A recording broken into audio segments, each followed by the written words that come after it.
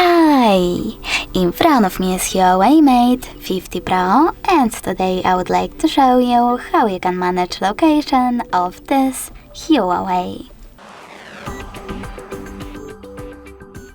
Begin by opening the app menu.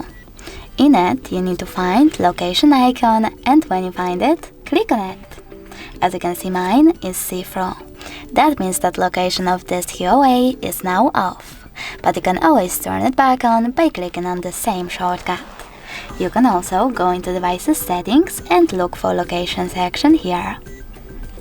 When you find it, click on it and manage location of this device by tapping on the switcher next to Access My Location.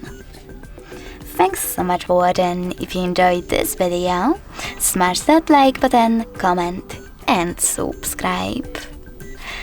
Bye!